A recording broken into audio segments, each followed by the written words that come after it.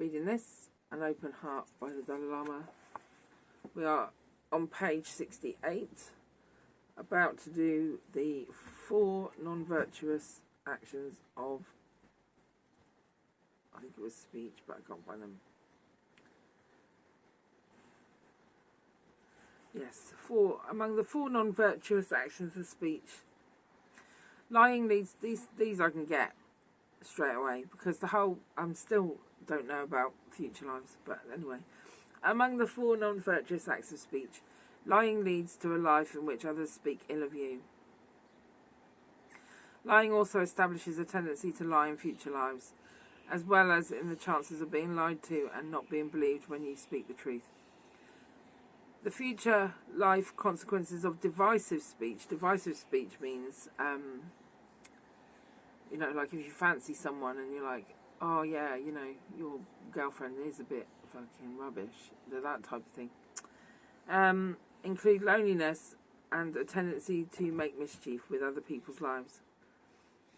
Harsh speech begets the abuse of others and leads to an angry attitude. Idle gossip causes others not to listen and leads one to speak incessantly. I was a bit like that before I got depressed. I used to talk about everything and anything.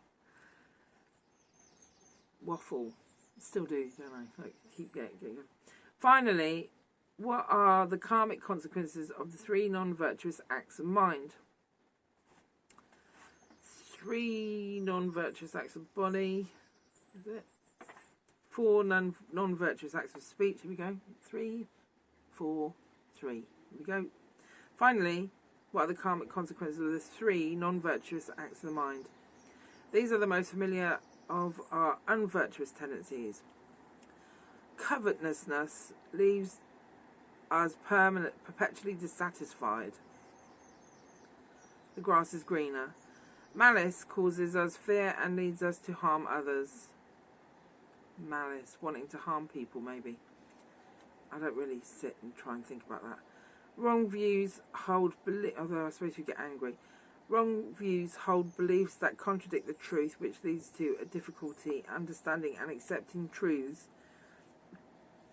and to stubbornly clinging to wrong views.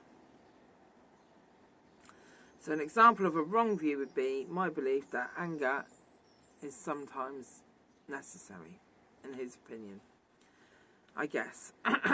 These are but a few examples of the ramifications of non-virtue.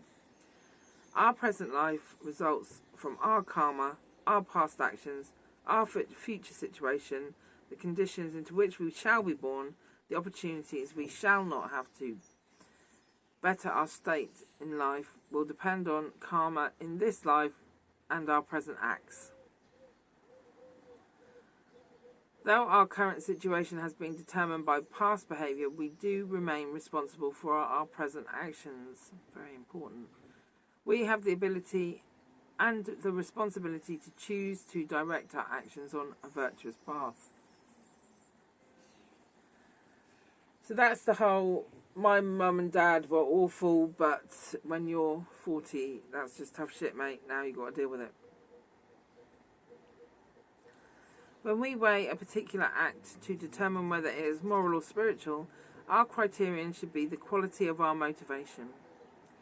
When someone deliberately makes a resolution not to steal, if he or she is simply motivated by the fear of getting caught and being punished by the law, it is doubtful whether engaging in that resolution is a moral act, since moral considerations have not dictated his or her choice.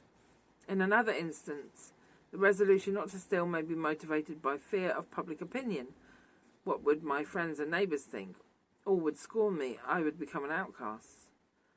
Though the act of making that resolution may be positive, whether it is a moral act is again doubtful. Now, the same resolution may be taken with the thought, if I steal, I'm acting against the divine law of God. Someone else might think, stealing is a non-virtuous action. It causes others to suffer. When such considerations motivate one, the resolution is moral or ethical. It is also spiritual.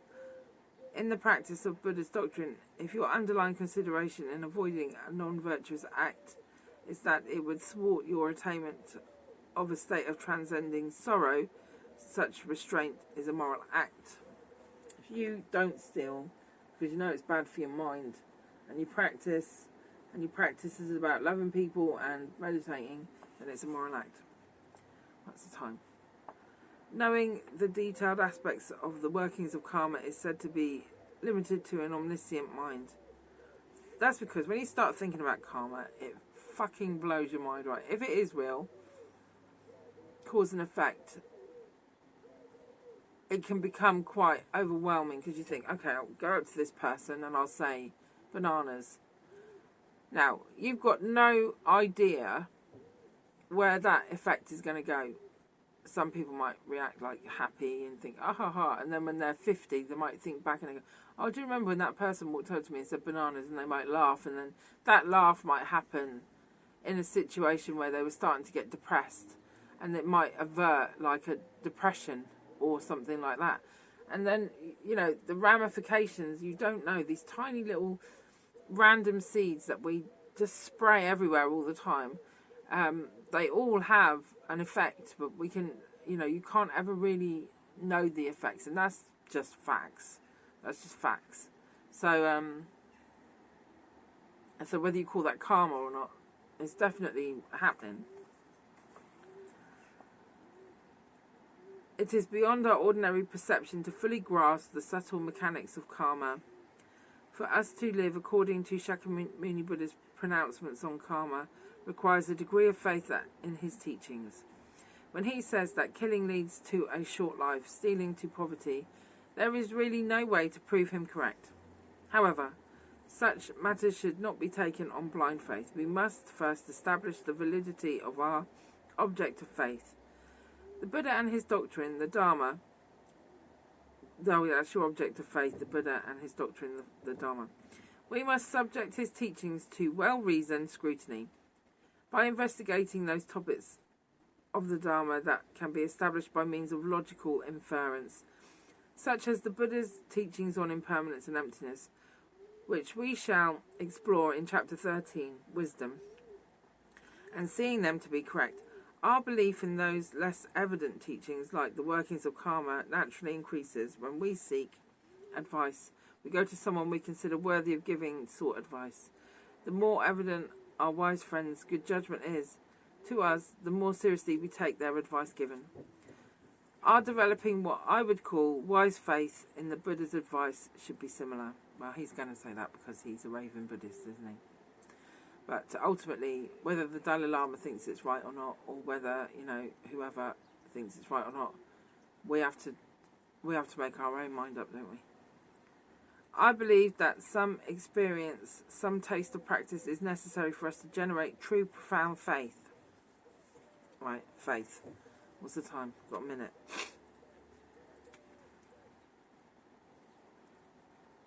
Buddhist faith, like the Dalai Lama keeps saying, is based on reasoned, intellectual, logical research, your own. It's not blind faith. It's always asking questions. So if it doesn't make sense, then it's bullshit until it makes sense. And humans get that wrong. And they start doing this weird faith, which is about, you know, oh, my teacher said orange is a really powerful colour and none of the other colours are powerful. Oh, therefore I must dress in orange. And all of this. Hello, you back again? You're locked out, aren't you? Oh, you're locked out. Yes, hello. Faith can be basically mixed up with trust, but in a bad, like over-the-top trust. Okay, so we're going to stop there for a minute while Amma does my head in.